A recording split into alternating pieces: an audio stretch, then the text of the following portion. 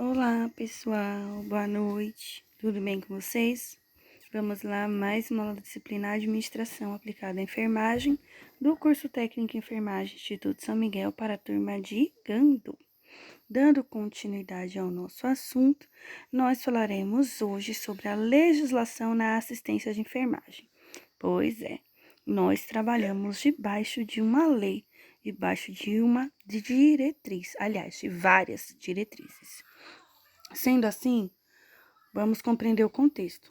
Lei é o conjunto de normas que a PRO escreveu errado, né? Que dispõe sobre uma determinada matéria.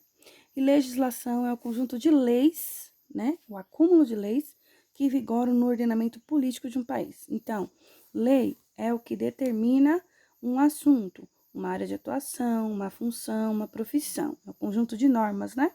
Para isso. E legislação são o conjunto das normas que são as leis. Então, bora lá.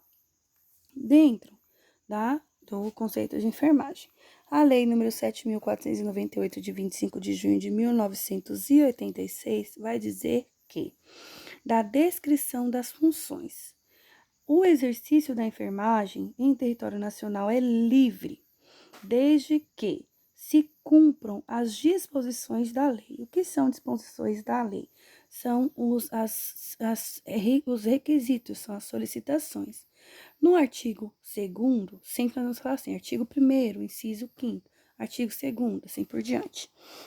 No artigo 2º, diz que a enfermagem e suas atividades auxiliares somente podem ser exercidas por profissionais legalmente habilitadas e inscritas no Conselho Regional de Enfermagem, com jurisdição na área onde ocorre o exercício.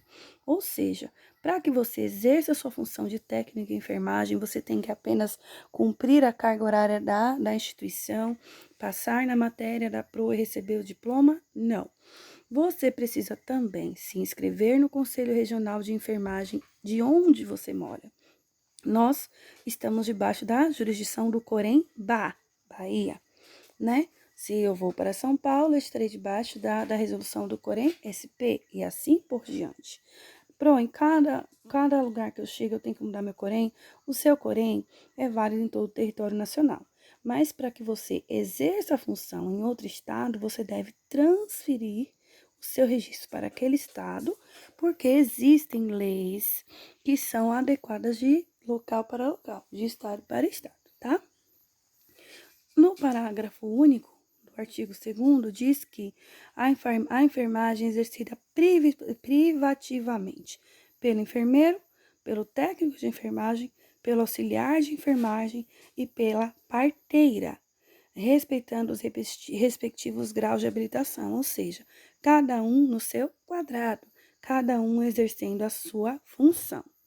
Com base nisso, nós vamos lá para o artigo 6º, inciso 1º, que diz que quem são os enfermeiros? O enfermeiro é o titular do diploma de enfermeiro conferido por instituição de ensino nos termos da lei, ou seja, a instituição de ensino deve obedecer às leis para que esse diploma tenha validade, né? Ele tem que ser titular de diploma de certificado de obstetriz ou de enfermeira obstétrica também, conferindo os termos da lei. E quando esse diploma é conferido por uma escola estrangeira, seguindo as leis do país, tem que ser registrado no Brasil e, claro, tem que ter um intercâmbio cultural válido no Brasil para que esse diploma conseguido em outro país seja validado. Em medicina, o que se faz muito é as pessoas começam a estudar medicina em outros países em que é mais fácil no início e antes de se formar transfere para o Brasil para que o diploma seja nacional, porque de alguns países o diploma não convalida, tá? No artigo 7º, no inciso 1º, diz que o técnico de enfermagem é o titular do diploma ou do certificado de técnico de enfermagem, expedido de acordo com a legislação e registrada pelo órgão competente. Muitas pessoas, com a turma de vocês, eu praticamente não tive isso, graças a Deus. Muitas pessoas questionam o porquê da entrega de relatório. Gente, a legislação hoje diz que para que o técnico tenha validado a sua nota, ele tem que fazer um relatório de estudo à distância, independente da plataforma utilizada para esse ensino. Então, se eu não peço relatório para vocês, eu não estou em conformidade com a legislação e o certificado de vocês não é válido. Tá vendo como é sério? Como é grave, podemos dizer assim? O titular do diploma ou do certificado legalmente conferido por escola ou curso estrangeiro, registrado em virtude de acordo de intercâmbio, ou seja, se você se formou técnico de enfermagem em outro país, esse país tem que ter com o Brasil um intercâmbio, né, de comunicação para que tenha validade o seu diploma no Brasil. No artigo 7º do inciso 1º ao 6º, vai falar sobre quem são os auxiliares de enfermagem, que é o titular do certificado de auxiliar de enfermagem conferido pela instituição de ensino nos termos da lei e registrado no órgão competente, que é o COREM.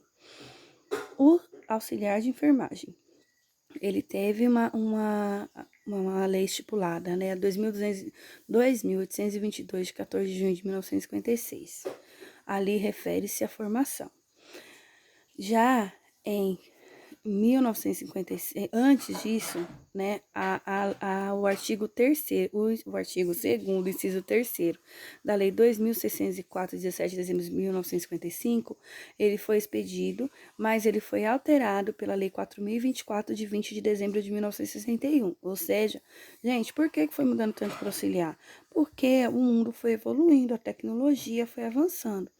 Então, as leis de adequação do técnico e do auxiliar, em enfermagem, elas foram se adaptando porque foi se extinguindo a profissão. No artigo 9º, o inciso 1º e 2º vão falar sobre as parteiras, né? As parteiras são as titular certificadas previstas, né, no artigo 1º do Decreto de Lei número 8.778, de 22 de junho de 64, claro, observando o que está disposto na Lei Base, que é a 3.640, de 10 de outubro de 1959. Então, ela vai ser titular do diploma ou certificado de parteira, o equivalente, né? Concedido por escola ou curso estrangeiro, segundo as leis do país, e registrando o intercâmbio cultural, ou seja, tem que valer, tá? E em prazo de até 2 anos após a publicação da lei. Aí ela é certificada como parteira, que é diferente de enfermeiro, de técnico, de auxiliar, de obstetrícia. Ela é parteira, que hoje nós chamamos também de doula. E quase não se tem mais parteiras, viu, gente? Infelizmente. No artigo 11º, vai falar sobre as atividades exercidas pelo enfermeiro. No inciso 1º, vai falar o que é privativo do enfermeiro, tá? Então, a direção do órgão de enfermagem, que é a coordenação da unidade, é a obrigação, função do enfermeiro, a organização e direção dos serviços de enfermagem de suas atividades técnicas e auxiliares, que é coordenar o trabalho da equipe técnica, planejamento, organização, coordenação, execução, avaliação dos serviços de assistência de enfermagem, consultoria, auditoria e emissão de parecer. Quando você faz um curativo, você anota tudo que você usa.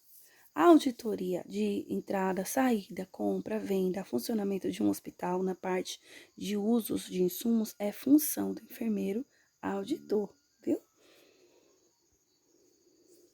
Consulta de enfermagem, prescrição de assistência de enfermagem, a prescrição de assistência de enfermagem, diferente da prescrição médica, é a prescrição que o enfermeiro faz para que o técnico preste a assistência ou até mesmo pessoa de um outro setor para um paciente.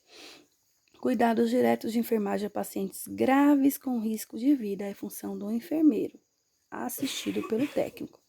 Cuidados de enfermagem de maior complexidade técnica que exigem conhecimentos de base científica e capacidade de tomar decisões imediatas. A passagem de uma sonda vesical, uma sonda nasogástrica é função do enfermeiro, tá? O enfermeiro que deve exercer essas funções que necessitam de um grau técnico e tem uma responsabilidade maior. No artigo 11º, né, no inciso 2º, vai falar o que o enfermeiro faz como integrante da equipe de saúde. Então, ele vai participar do planejamento, execução, avaliação do programa de saúde, a participação na elaboração, execução e avaliação dos planos de assistência à saúde, prescrição de medicamentos estabelecidos em programa de saúde. O enfermeiro não prescreve todo tipo de medicamento, apenas medicação de pré-natal. a participação em projetos de construção e reforma da unidade, a prevenção do controle sistemático de infecção hospitalar e doenças transmissíveis, a prevenção e controle sistemático de danos que possam ser causados à clientela durante a assistência. O que é isso, gente? Observar se o papel do técnico está sendo executado de uma forma assertiva para que haja melhora do quadro do paciente. A assistência de enfermagem à gestante, parturiente e puérpera, né? O que é o pré-natal, o parto e o puerpério. Acompanhamento da evolução do trabalho de parto, execução do trabalho de parto sem distocia, que é complicação, educação visando a melhoria da saúde da população. Parágrafo único do artigo 11º. Os profissionais referidos no inciso 2º do artigo 6º dessa lei incumbem ainda. No artigo 6º, né, a função do enfermeiro, lembra? A assistência parturiente ao parto normal, a identificação das distocias obstétricas e tomada de providência até a chegada do médico, ou seja, o enfermeiro tem que saber o que fazer para socorrer a parturiente, ou RN, a realização da episiotomia, episorrafia, aplicação de anestesia local, quando necessário. No artigo 12º, nós temos o que o técnico de enfermagem tem como função, que é a atividade de nível médio, envolvendo a orientação e acompanhamento do trabalho de enfermagem em grau auxiliar ao enfermeiro e participação no planejamento da assistência de enfermagem, cabendo-lhe especialmente, ou seja, o que o técnico faz? A assistência parturiente e ao parto normal, execução de ações de assistência de enfermagem, exceto o que é privativo do enfermeiro, observado o disposto no parágrafo único do artigo 11 desta lei, ou seja, o que é função do enfermeiro, o técnico não faz. O que é função do técnico, o enfermeiro faz, certo? Participar da orientação e supervisão de trabalho de enfermagem em grau de auxiliar. Não é o técnico quem toma a decisão, não é o técnico quem toma a direção. É a função do enfermeiro e o técnico participa sendo orientado como assistente. E, claro, fazer parte da equipe de saúde. Já no artigo 15º, diz o seguinte, as atividades referidas no artigo 12º e 13º desta lei, quando exercidas em instituição de saúde públicas e privadas em programas de saúde, somente podem ser desempenhadas sob orientação e supervisão do enfermeiro, ou seja, para que o técnico trabalhe, para que o auxiliar trabalhe, o enfermeiro deve supervisionar e orientar a equipe. Sobre as ações organizacionais. Os atos normativos são documentos que estabelecem as normas e regras e diretrizes básicas com o objetivo de uniformizar a execução das tarefas da instituição. Quer dizer o quê, gente? A nossa assistência é continuada. Eu, enfermeira Eliane, tenho uma forma de ser, uma forma de pensar, uma forma de trabalhar. O enfermeiro João também, a enfermeira Maria também. Só que as nossas peculiaridades, as nossas particularidades não podem interferir no resultado final. Para isso, existem os atos normativos da instituição, que são o estatuto, o regulamento e o regimento, que é que vão nos dar a direção de como nós, enquanto assistência de enfermagem, quanto equipe de enfermagem, teremos um trabalho contínuo, mesmo sendo diferentes. E a normativa que mais nos guia, que é a que nós mais utilizamos, é o regimento interno. Certinho, galerinha? Para a próxima aula, nós falaremos sobre a administração da assistência, a administração do setor e a dinâmica administrativa. Dúvidas? Chamem lá no chat.